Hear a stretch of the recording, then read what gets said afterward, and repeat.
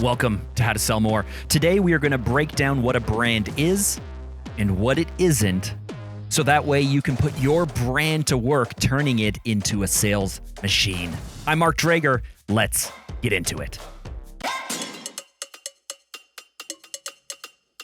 So the other day I was out cutting my grass, and we have a big-ish property. We're on about a half acre in the city, and so getting out there to cut the grass has become a chore over the last few years. It takes 2-3 hours to cut, even with a ride and mower. And, there was a point when I first bought the house where I loved cutting the grass. It was like a lot of fun. It was an amazing thing where I could just take time to decompress and get alone. And honestly, I still love cutting the grass. But the other night I was out there cutting it and I was rushing around. It was late and I had to pick up my daughter from dance and we had all of this other stuff we had to do. And I was just trying to get this thing cut as fast and quickly as possible. And then it hit me. When I first moved in, I had a lawn and I took care of the lawn. And at some point over the last few years, with how busy everything's gotten, it's become grass to me. I had to cut the grass as opposed to taking care of my lawn. Now, that might not be a big difference, but in my mind, in my headspace, that's a huge difference. The difference between cutting grass, a practical, functional thing that has to happen, that's a chore, and having a lawn, something that I'm proud of, something with an aesthetic, something that says something about the owners who live there. Very different things. And then I realized that there was a time in my life where we had a house, right? We had an apartment my wife and I lived in when we were young, and then we bought a house, and it was a house. But there must be a difference between a house and a home, right? Like, what's the difference between a house and a home? Well, a house is an asset. It's functional, condo, house, whatever you want to call it. But it's this place where you go and you rest your head and you sleep and, you got to go back to your house. But a home's something more, right? There's like a soul there. There's something there that makes it feel differently. You're going home, right? Like, it just feels different, doesn't it? And so you either see where I'm going with this, because we're talking about brand, or you're saying, Mark, what the hell does this have to do with brand? Well, what's the difference between a logo and a brand? What's the difference between some fonts and a brand? What's the difference between some colors and a brand? And what is a brand, actually? And what isn't it?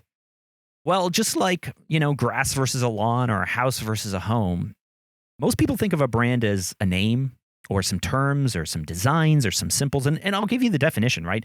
A brand is a noun, right? It's a name or design or symbols or any other feature that identifies one seller's goods or services as distinct from those of the other sellers. Ugh, yawn, what a boring definition.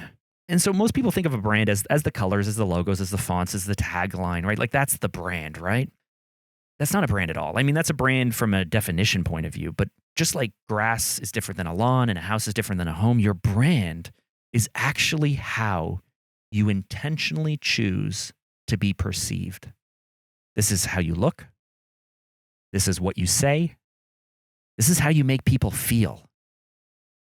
And your brand is the foundation that your advertising and your marketing and your sales, your social media, your community building, your customer service, your onboarding, really like every effort in your business is built upon. Everything that you put out there is your brand, makes up your brand. How you answer the phone, how you send out invoices, how you do whatever Christmas gifts that you might send to people, how you onboard clients, how you fire clients if they're not a good fit, how you hire staff, your culture, like every single aspect of this makes up the brand. And what you put out in your look and your feel and what you say and how you say it, if this isn't aligned with what people feel when they actually start talking to you and they start working through your process and meeting you, and if this isn't aligned with how people feel inside the company from a culture point of view and coming into work, and if this isn't aligned with how you deliver everything once people are working with you, whether this is on the customer side or even on the in-house side with your team, if all of this stuff isn't aligned, then your brand is broken. You are not getting everything you could out of it. You are not reaping all the rewards. You are not maximizing all the potential. You are losing time. You are losing money, and you're wasting future earning potential because things are out of alignment and people can feel that. And so there are certain types of business owners, there's certain types of entrepreneurs who come from different backgrounds that value brands more than others. So if you come from a sales and marketing background, you know the power and the importance of a brand. But if you come from, say, an operations background, a finance background, tech, systems, project management, if you are more on kind of, let's say, the internal operations side and you find yourself becoming a business owner and building up a business, often, I'm not going to say all the time, but often people with that background see business in a more of a functional terms. And brand can be this really soft, I was going to say dysfunctional. It's not dysfunctional. It's what's the opposite? It's an aesthetic. It's an aesthetic look. It's an aesthetic feel. And in my experience, the people who are more operations or systems focused or engineering focused, they love aesthetics. They have the cars, they have the clothes, they have the equipment, the tech, the computers. They love all of that stuff because they understand the power of it. But when it comes to their company, for some reason, they don't roll it in. They don't leverage it for themselves. And so your brand is so much more than a name, but your name is your brand, and a logo, but your logo supports your brand or your design or your colors or what have you. And so earlier I mentioned the importance of understanding how you look and what you say and how you make people feel. I call this a brand stack. And so at the very bottom of this brand stack, if you think of it like a hierarchy of needs, like Maslow's hierarchy of needs, you cannot move up a level until you've kind of knocked out the previous level. And so how you look is at the very bottom of this foundation, because you can hire a designer, you can go to Fiverr, there's a ton of different things you can do. But as long as you have consistent, solid colors based on color theory that actually make people feel a certain way and are super functional and you're consistent with it, as long as you have fonts that support the brand feeling and tone that you're looking to put out there, because different fonts of different shapes, of different styles convey different feelings and emotions. As long as you have a logo that's really functional and can work on small and can work on large and has great colors and a good punch out and all of that stuff and has clarity and has a certain feeling and a certain design and helps you stand out.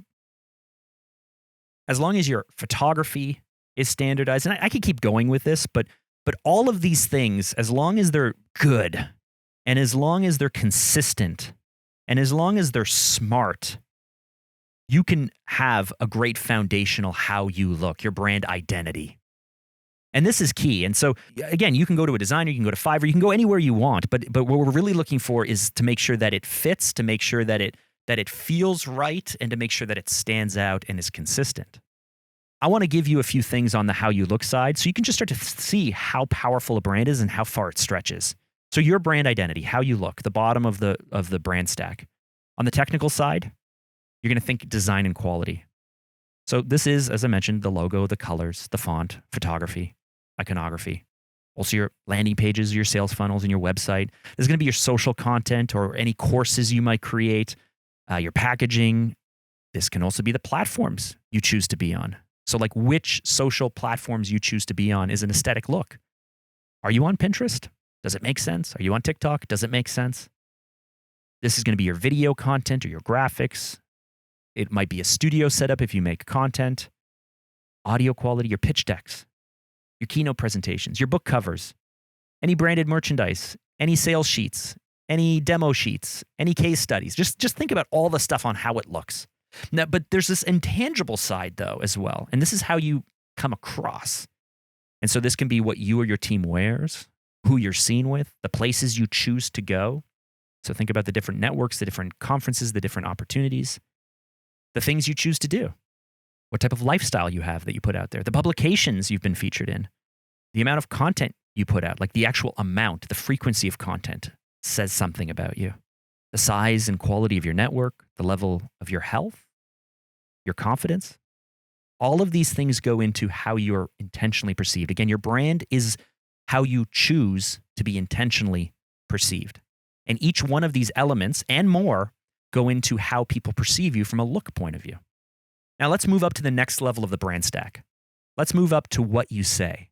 Now, what you say is really, really hard and challenging because there have been studies that have been done, but every single day, businesses are wasting time, money, and potential because they're saying the wrong things to the wrong people at the wrong times. The wrong things to the wrong people at the wrong times costs a lot of money. And so ideally, we're saying the right things to the right people at the right times, right? And so what you say is the next level up your brand stack. And on the technical side, I want you to think of things like positioning, copy.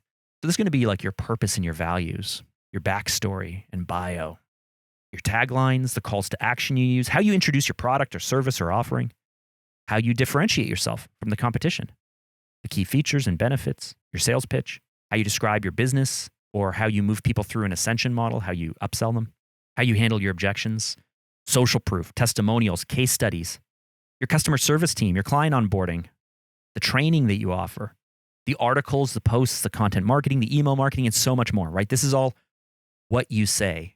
And a really compelling, strong, consistent brand with a unique voice will help you stand out. But you can see that this is why your brand is the foundational element. And once you unlock this, it basically turns your sales engine on. Now, there's also an intangible side to this. So just like with how you look, there's two different sides. On the what you say, there's two different sides. And this intangible side is how you come across. It's not what you say, it's how you say it. And so this is going to be your brand voice, how you say what you say, how clear or sharp your points are, how you speak, so your pace, your cadence, the language and verbiage you use. Is it super jargony? Is it super technical? Is it super inside? Or is it, talking like you're talking to a 5-year-old, which we often have to do, but we don't think we have to do. It's whether you ramble or over-talk or overshare or oversell like I tend to.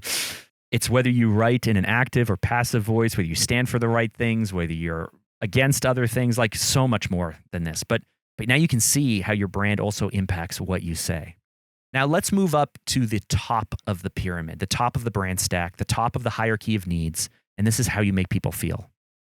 Your brand personality. This needs to be 100% true to you.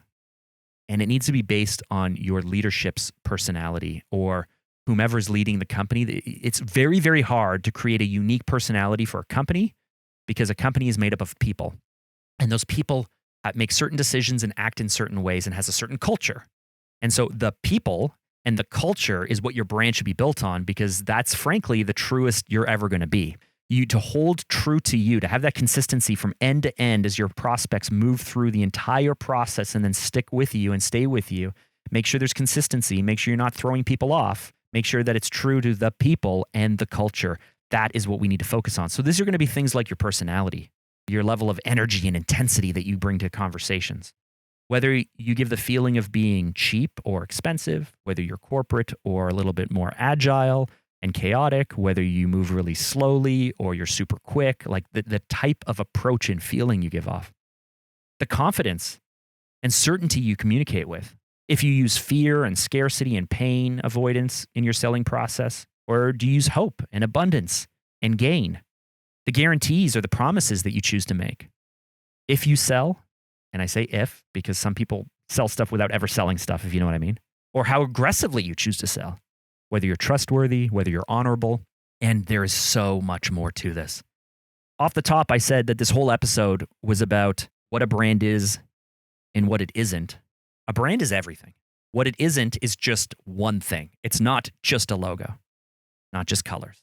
It's not just awareness advertising, like throwing some banner ads up somewhere and paying money, or just sponsoring an event.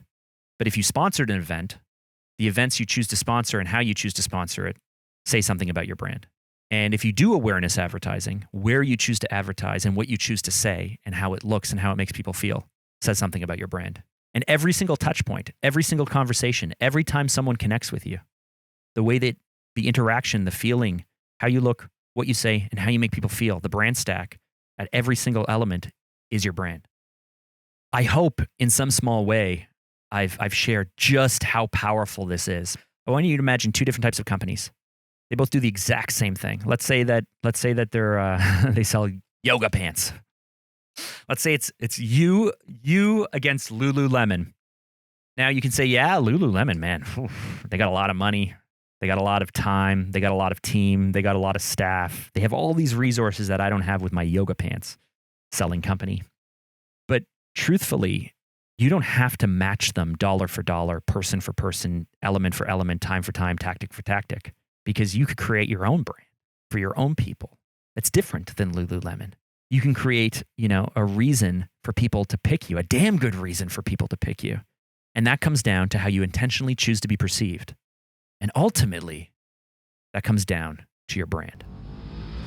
So as we move to the wrap up, let's hit the 3-point roundup. Number 1, I think I've flogged this horse as much as I can. Your brand is so much more than simply some logos and some other stuff. There's a lot of depth to it. Number 2, your brand's foundation is the brand stack. How you look, what you say, and how you make people feel. You can pick each of these things. And ultimately, I would suggest that you not only pick what's true to you, but you figure out what your customers, your high value customers want and desire the most.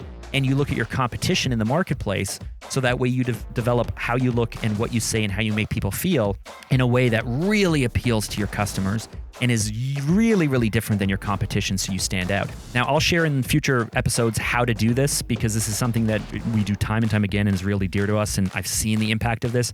But for this episode, I just want to say it's really important that you understand the power of a brand stack and that you start to intentionally think about how you look, what you say, and how you make people feel, aligned with your customers and in a way that's different than your competition. And number 3, this is probably the most important. Time, money, and potential are wasted every day because the wrong messages are sent to the wrong people at the wrong times. You have to get this fixed. And the place to start is by working through some of these brands exercises that I've shared today, or again, in future episodes. If this is something you really want to hear, you could head over to Instagram at SalesLoopBrand, drop me a DM and let me know that this is something you want us to dig into more, and we certainly will in future episodes. So to wrap up, I want to thank you for joining us today. Why not head over to Instagram at SalesLoopBrand, give us a follow, drop me a DM if you have any additional questions or if there's anything else that you'd like us to follow up on this episode. And as well, one other thing, if you've made it this deep into this show, you really should subscribe. And here's the reason why. Every single week, I share practical strategies and tips just like this to supercharge your business growth and boost sales. So with that, I'm Mark Drager. Thanks for listening.